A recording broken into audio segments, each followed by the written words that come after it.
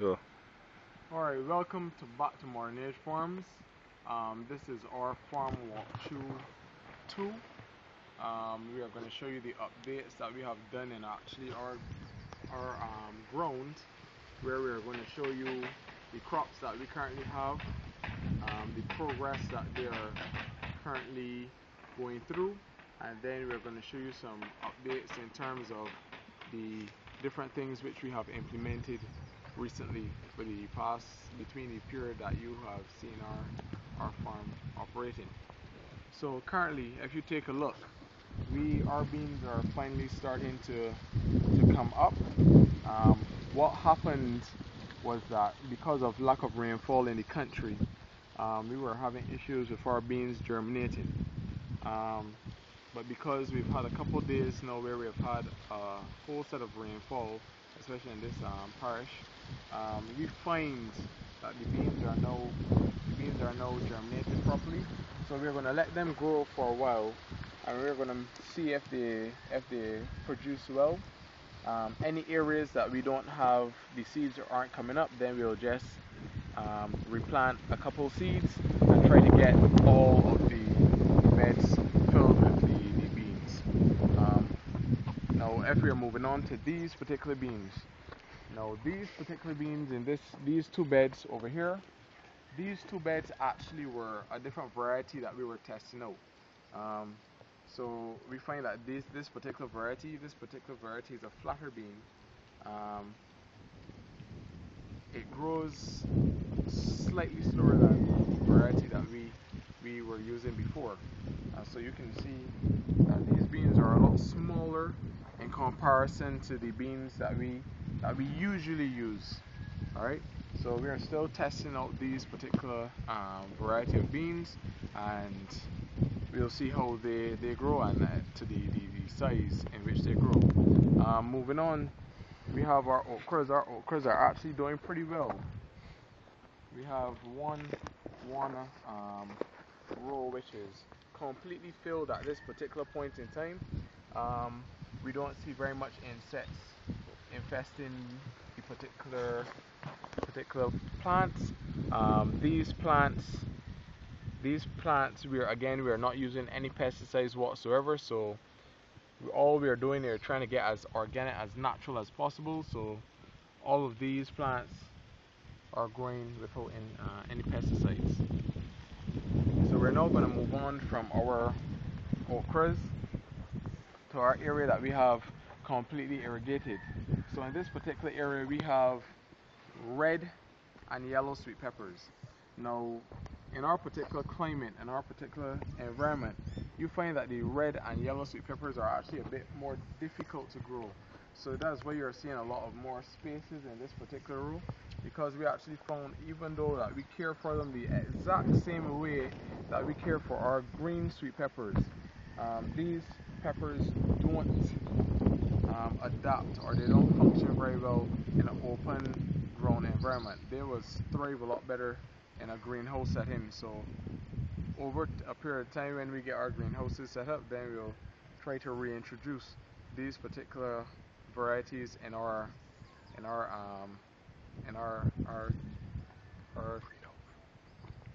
greenhouse. All right.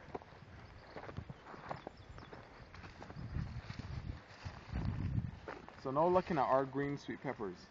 Our green sweet peppers are doing extremely well. Based on their size, they're doing really well. They're on schedule for their main production within the next 3 months, and we'll see how they do. What we'll do eventually, over a period of time, we'll see if we can set up some method of prevention, because what happens is that sweet peppers are usually attacked at some point by birds. So we'll see if we can get some method of protection for our sweet peppers, where we have some form of flag, or whatever you may call it, that will prevent the birds from actually attacking our sweet pepper crops. Now, what is actually doing really well that we never really expected, we were just testing them out, is actually our broccoli. Our broccoli is doing extremely well. We find that the plants themselves, even without the use of pesticides, the plants are doing extremely well. The plants are thriving. Even with the lack of rain that we had, we are finding that the plants are doing really well. They are getting very large. We don't have any real damage on the particular leaves where we have any insects damage.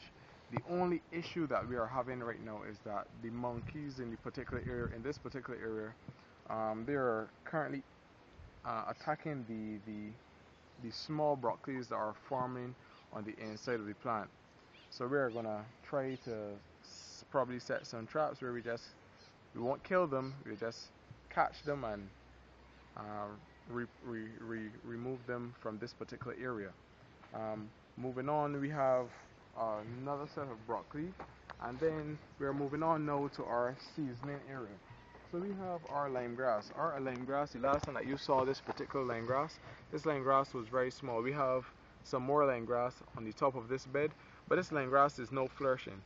We've actually taken a lot of lime grass from this particular plant, where we've actually cut it and used it in our food. And the same thing as the dill. We have some dill right now. Our dill is currently flourishing. So you can take a look at the dill. I know that all of these beds are currently irrigated. So we have irrigation lines throughout these beds. Okay. Moving on to the top of this particular bed, we have some Italian parsley. So we were trying out this particular parsley. Remember the last time that you saw this parsley? This parsley had a lot of brown sections in this particular plant. But if you look, you can see how green and vibrant this plant is. This plant is currently flourishing. So we are very impressed with the way that this particular species of parsley is growing, and we are actually going to incorporate a new technique where we bind this parsley so that we can grow more parsley in the particular bed. We're actually going to try out this parsley some more. We're going to incorporate it in a larger scale because we are liking how this particular species is doing in our particular soil environment. Alright, so we're now going to move up to the basil.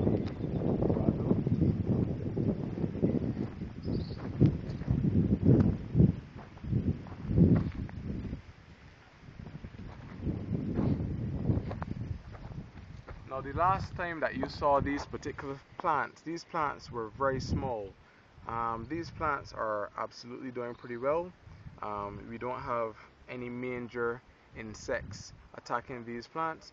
The only issue is that we are finding, because of the shade from the particular tree that we have next to our ground, that we are having these particular plants, they are not actually growing as quickly as the ones that are in direct sunlight. But that is expected because these particular species, they like to have sunlight directed on them. So you must make sure that whenever you plant these basil plants, that these are placed in a particular area that you don't have an issue with shade. So we're going to actually reposition and relocate these particular plants. We're going to relocate these particular plants and put them in a particular area that they are going to have direct sunlight. Now when you're growing basil plants, one thing that you have to make sure that you do is take off any flowering areas that you have, because it's going to stunt the plant. So what we do usually when we go around the farm, we usually go and take off the particular new growth, because we want to make sure that our basil plants continue to grow, get larger. So if, for instance, if you look on this side where you have a lot of new growth forming, this particular area will start to flower. All we do, we come here and we just take the flower in our hands and we break it off slightly. Okay? So moving on, we have some local parsley. This particular parsley, because of the rain, that has currently fallen, the parsley has now taken off. Again, just like the basil, we're finding that the parsley that are closer to the shaded area, they're not doing as well but as soon as you cross a particular boundary, then the parsley, they are starting to bloom and they're starting to get a lot larger than the ones that we had before. So you can take a wide view of the parsley. In terms of our chive now, so we're gonna look at our chive. We have some bad news about our chives. Again, like what I was talking about, our pest problem with the monkeys. Our chive, if you can look at this particular area, our chive, the monkeys came into the area, and what they do, they start to pull up the chives. We have actually replanted some, because all the monkeys did were pull them up. They did not actually eat the chives themselves, they just pulled them up. So we have replanted some, but all of them, unfortunately, we were not able to get to them soon enough. So we have a couple of plants that are currently have now died. So right now, what we're we're again looking at different methods in terms of getting rid of our pest problem, our monkey problem. We're going to try not to harm the monkeys, of course. And what we're going to do, we have already gotten a large set of chicken manure, because that was told by some of our other colleagues that chicken manure is one of the best ways that we can get rid of our green monkeys. So if you look over here, we actually have a large heap of chicken manure that we are currently growing. We have a source that we are getting our chicken manure from. We have a couple more loads that we have to go for. And instead of using just this chicken manure as a means of getting rid of the monkeys, we are also using it as a means of fertilizing our grounds. Remember, again, we try to be as natural as possible. So this chicken manure we are going to incorporate into plowing it into our grounds, into our beds, where our plants will get as much nutrients as possible. And if you look over here, one thing that we have recently started, whenever we have seedlings, what we're doing in order to wet them in, we're actually using what we call a compost tea, where we have a bag of chicken manure submerged in water, letting that all the nutrients seep into the water. Then we take a particular cloth and we filter it into this particular area, where we then take our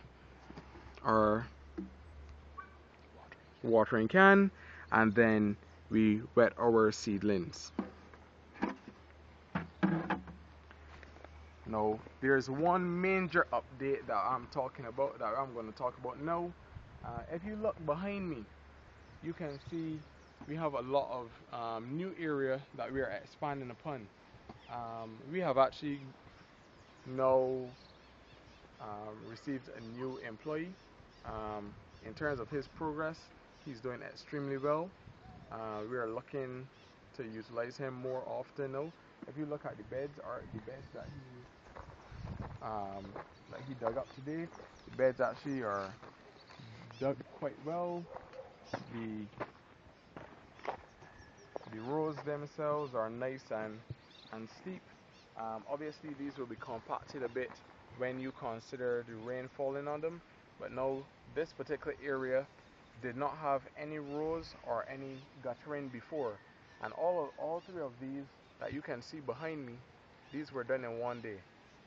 So we're actually looking forward to working with this young gentleman some more. I'm not going to call his name right now, but if he's watching, he knows who he is. And this is where I'll tell you goodbye from Modern Age Farms. Yeah, good shot, the whole thing. Yeah.